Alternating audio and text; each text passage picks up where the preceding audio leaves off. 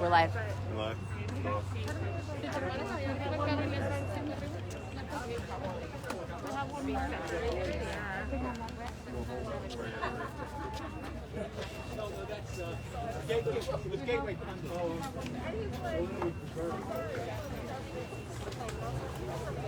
Okay.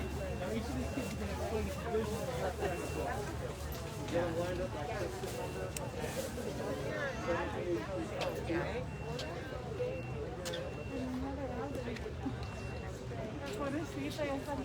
Oh, you already started? Yeah. Oh, okay, never mind. Okay. Thank you.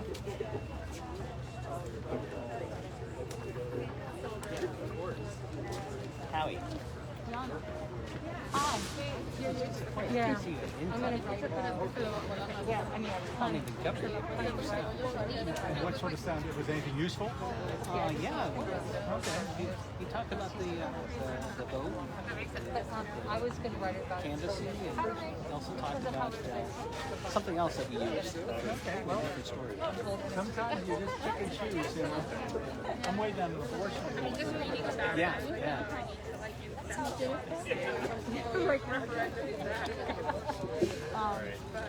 And we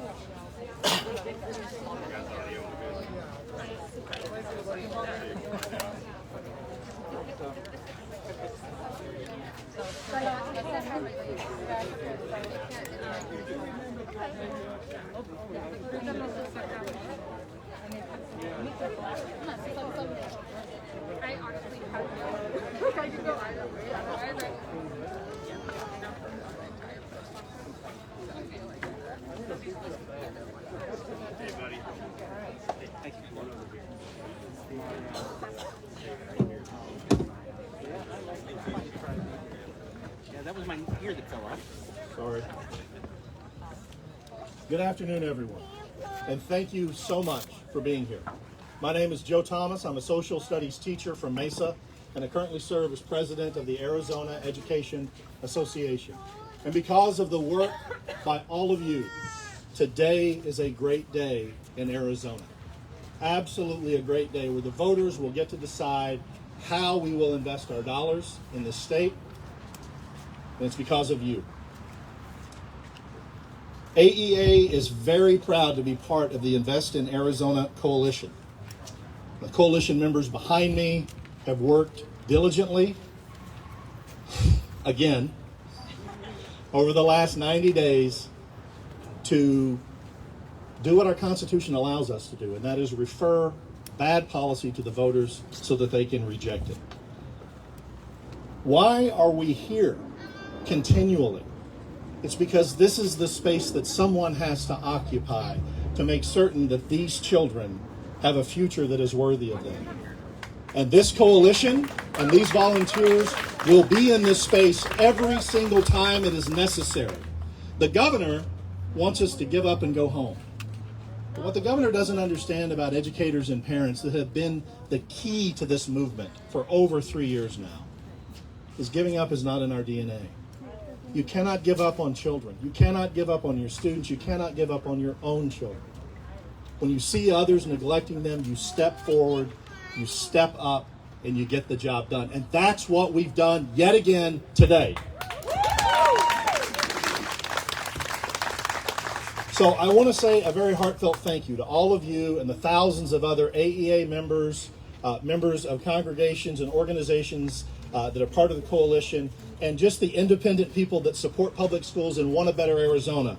For all of the work that you've done, today is possible.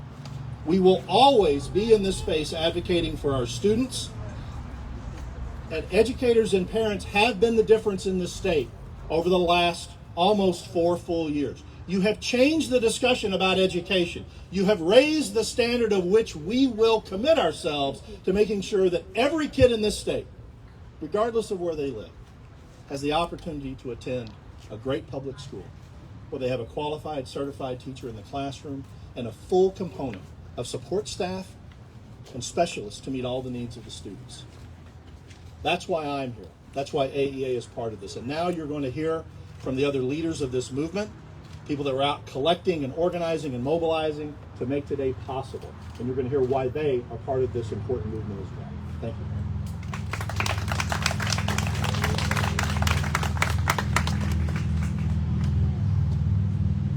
Good afternoon, everyone. My name is Raquel Mamani.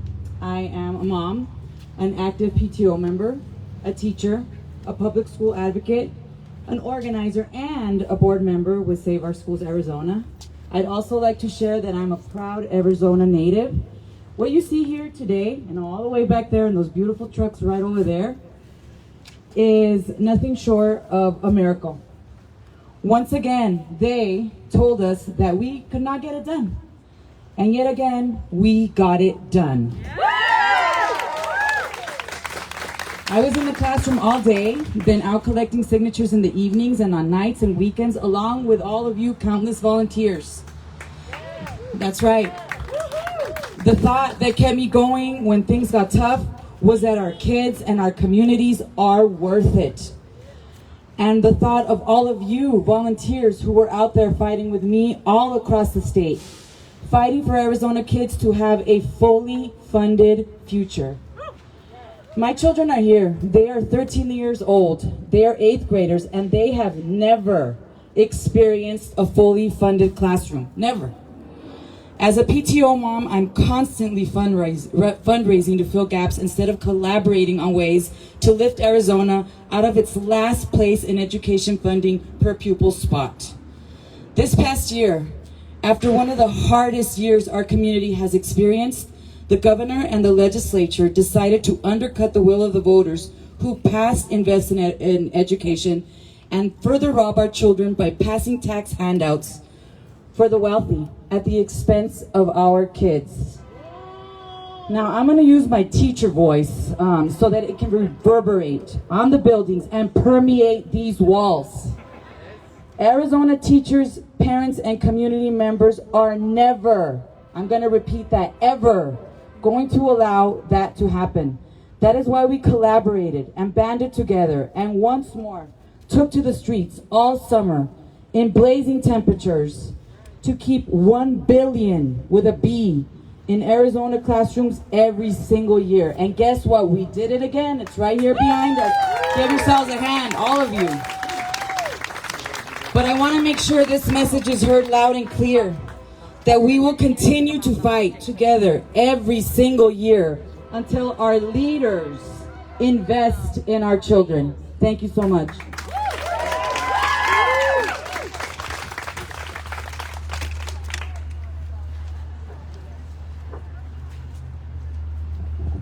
My name is Kelly Fisher. I am a kindergarten teacher at Las Brisas Elementary School in the Deer Valley Unified School District. I have been teaching in public schools in Arizona for the past 23 years. I've seen many ups and downs, but through it all, I have remained a classroom teacher in hopes of making a difference in the lives of my students. Thank you. My students mean the world to me. Outside of my husband, my son, and my family, the students who come into my classroom each year are the most important people in my life. For 7 hours a day, I am their teacher, their caregiver, their boo-boo fixer, their confidant, their counselor, and most notably, a positive role model for all of them. You see, I am not only a teacher to support my students in learning what is expected in the state standards, I am a teacher to help my students learn how to be a good friend, a good citizen, and to never give up, even when things are difficult. I'd like to tell you about my classroom for a moment. In kindergarten, students learn to write. They learn to sound out words and put their ideas on paper, and this is a skill that does not come easily to 5 and 6 year olds. There are often a lot of tears, sometimes a frustrated shout or two, and even a few papers ripped up and thrown away. But the one thing that I consistently tell them is to never give up, to keep trying, to do their best, and if they do, they will succeed. And it happens. Every year it happens. By the end of the year, they can all write, whether it's a full story or one meaningful sentence. They can all write because they didn't give up. That's why I'm here today. That's why I keep advocating for my students and every student in Arizona, because I will never give up. I will always keep trying, no matter how long it takes. As educators, we have been knocked down more than once, and I can promise you, like my students when they are writing, there have been more than a few tears shed. But I stand back up. We stand back up, and we wipe the tears away to put in the hard work that's required of us to ensure that our students get the education and the opportunities they deserve in our public schools. I am here today because our students deserve teachers who are committed to education, who want to make a difference. Our students deserve opportunities in their schools to explore and imagine. Our students deserve all the tools they need to survive in school. Someone asked me while I was out hosting a signature gathering event how I find the time and why I keep fighting day after day, weekend after weekend, year after year. And the answer was easy. It is too important not to. There are too many possibilities out there for our students. Think of all of those possibilities. Imagine our schools with qualified educators in every classroom, committed to supporting the success of their students, opening their minds and helping them believe in their dreams. Imagine our classrooms filled with technology, books, and tools that create ideas our students haven't even dreamed of yet. Imagine schools and districts that can offer opportunities to expand student learning and success, instead of creating a list of cuts year after year. Imagine schools where teachers can dedicate themselves to classrooms and students instead of splitting their time between teaching and working extra jobs. Imagine schools where parents can be true partners in their child's learning instead of acting as the purchasing agent, supplying pencils, crayons, paper, and books. All of the possibilities. That's why I'm here today. And that is why Invest in Arizona is so important. Because it is our responsibility as educators and community members to show students that anything is possible. That even when it is hard and you get knocked down, you stand back up and you keep on going. Because when you do, your possibilities become realities. Today, we celebrate our success. Today, we start working to make these possibilities a reality for our students, our schools, and our communities. And personally, I can't wait to get started because the possibilities are waiting.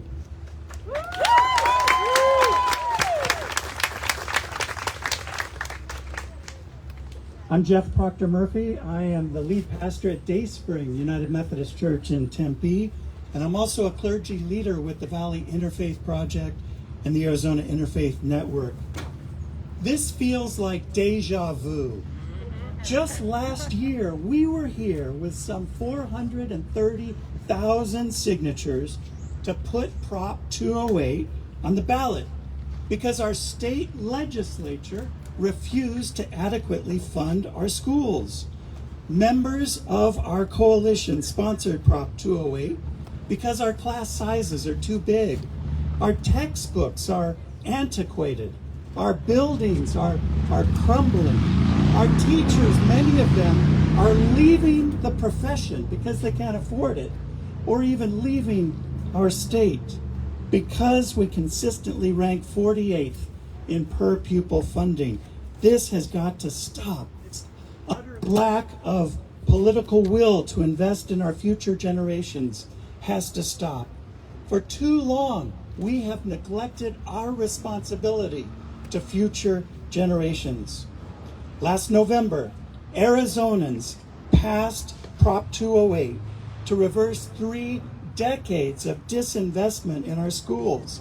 It was a historic victory to provide nearly $1 billion to our schools to invest in education. Yet our governor and legislature flagrantly disregarded the will of Arizona voters. They not only passed legislation to dismantle Prop 208, they've decided to radically restructure our tax code to reward the very wealthy on the backs of everyone else. And they did so by the narrowest of margins, and they thought we wouldn't notice.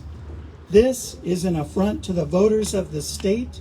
It's an insult to our teachers, and it's a direct attack on the very people that all of us, people of faith, are instructed to protect. Children, the vulnerable, those who live on the margins and who have suffered the most in this pandemic.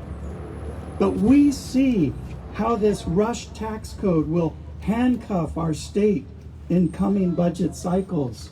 And we see how it shortchanges our most vulnerable families for generations to come.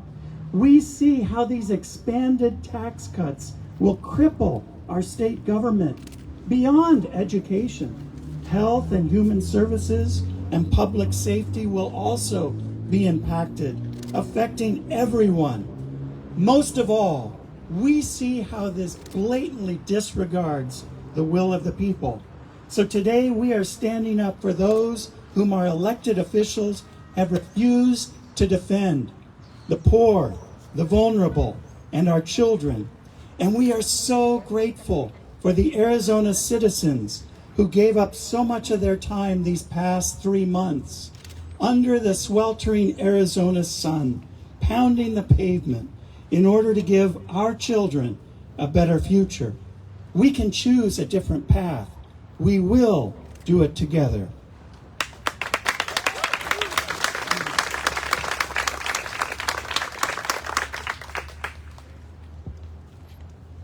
Good afternoon. My name is Yasmin Castro, and I'm currently a freshman at Apollo High School. I was only in 7th grade when I began to realize how much the loss of funding was affecting our schools. My 7th grade year started off normal up until my math teacher left. For almost half of the year, I was left in the dark, having to teach myself everything. Although there was always a substitute there, it was truly never the same as having a teacher dedicated to that subject. Going so long with no one there to help us, it made me wonder, why aren't they doing anything to find a replacement? It made us feel like no one was looking out for us. Up until this point, I had grown accustomed to learning at a fast pace and always being ahead. Slowing down made me feel like I was throwing away all that hard work, and it was incredibly discouraging. To this day, I'm still affected by the repercussions from that situation. My 8th grade teacher had to backtrack a lot due to how heavily affected we were by the previous year. I, along with my peers, should have entered high school a lot more ahead than we did. At the beginning of this school year, one of my electives was journalism. When my teacher was introducing us to the class and going over the rules on how to handle our cameras, she mentioned that the reason we had to be extremely careful was because those cameras came out of our own money. Journalism had once fallen under the CTE program, therefore meaning it was funded by the school. Now that it had been cut, the program had to host its own fundraisers if it ever wanted to do something that required funding. If budget cuts continue and we don't redirect the necessary funding back to our schools, more and more programs are going to be cut, just like journalism. Most electives that fall under this program are outlets for students who are set on what they want to do. Cutting these programs will take opportunities away from students who could be able to come out of high school ahead in their career paths. Most of the time, being able to take courses like these encourages students to work hard in school. One of the most unfair effects of budget cuts I've seen is who pays for the school supplies teachers provide. Teachers constantly tell us to please respect their supplies because they pay for them. The most basic necessities such as glue sticks, pencils, erasers, etc. are being paid for by the backbones of the education system. Something schools should be able to provide funding for is coming straight out of the pockets of teachers. The people who make the whole world run the way it does are having to spend their hard-earned money on these necessities. Teachers are already underpaid for what they do.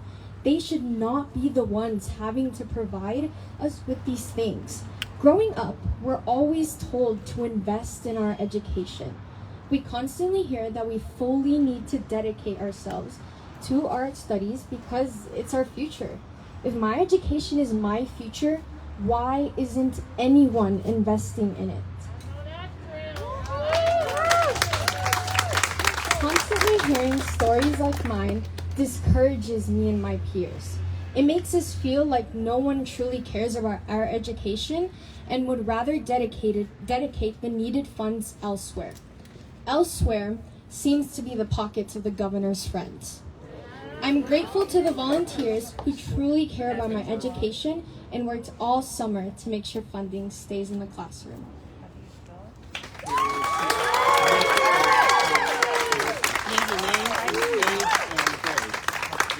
Your name, age, and grade. I didn't get that at the beginning. My name is Yasmin Castro, and I'm currently a freshman at Apollo High School, and I'm 14 years old.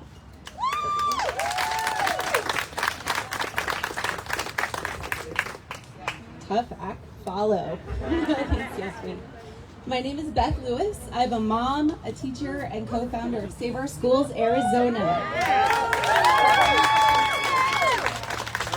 I'm so happy to be here today to celebrate the work of our incredible volunteers. But I need to make one thing perfectly clear. Parents, teachers, and citizens should not have to pound the pavement year after year to collect signatures on petitions to fund our schools. Our Arizona Constitution actually requires that our legislature and our governor do just that, fund our schools. And yet they've abdicated their duties year after year. So here we are. This summer, our volunteers talked to hundreds of thousands of voters. These conversations made one thing abundantly clear. Arizona voters want more resources for our classrooms and teachers, and they want their votes to be respected and upheld. When voters heard about Governor Ducey's billion-dollar handout for the rich at the expense of our students and the attacks on voter-approved Prop 208, they were furious, and they were eager to sign these petitions. As a teacher, I can tell you, we cannot afford to lose $1, much less $1 billion. Teachers are already being asked to do so much more with so much less every single year. That's why today is only the beginning of our campaign. In 2022, the governor's extreme handouts for the rich will be on the ballot. And once again, Arizona voters will overwhelmingly elect to fund our public schools by voting no on these bills that slash $1 billion in education funding every single year. And mark my words, our volunteers will work tirelessly to get this done, and they're going to work for 13 months to finally elect a governor and a legislature that will support and fund Arizona's public schools. So, thank you. Thank you to the incredible volunteers all across Arizona for this momentous victory. You are the true heroes of our state. I'm eternally grateful for your sacrifice and your hard work, and I'm honored to fight by your side for Arizona's public schools.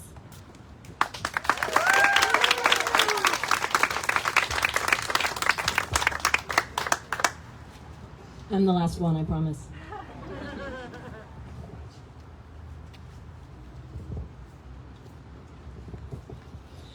Good afternoon. I am Rebecca Gallo, Executive Director at Stand for Children Arizona.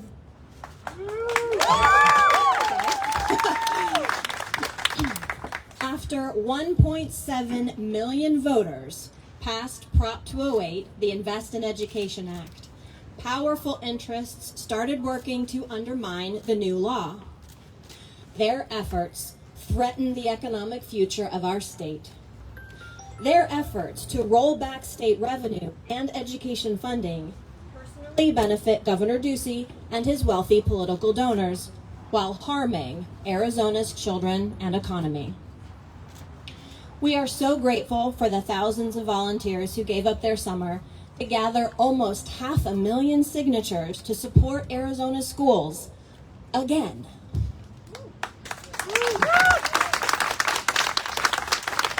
Today we're delivering over 600 boxes of signatures to the Secretary of State's office. That's a lot. That's a whole lot. The next step, though, more legal battles. Opponents who want to protect the wealthy at the expense of students have already filed legal challenges to the signatures we submitted today. They don't want you to be able to vote on this issue. They think it belongs in the hands of 48 people at the Capitol, and the legal fees continue to add up. So we have a simple ask. Please chip in to help invest in Arizona. It's easy. Just go to the website, investinaZnow.com, and click the donate button. You can also sign up to volunteer and help us get the job done. We need to win these battles and ensure these bad bills show up on the November 2022 ballot for us to decide, not 48 people at the Capitol. So please, join us in this fight. It is far from over. Thank you.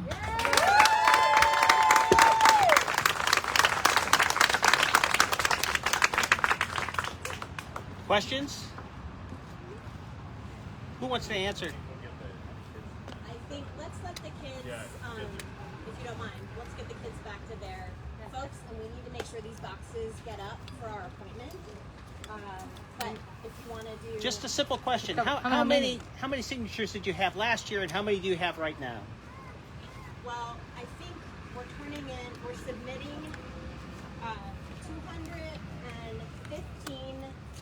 787,000 signatures for 1828. And we're submitting 123,531 for 1728 or 1783. And the third one? The third one we are not submitting today. Is that going to be, at another date? It's too late. Okay. So the 215 was for the what? No,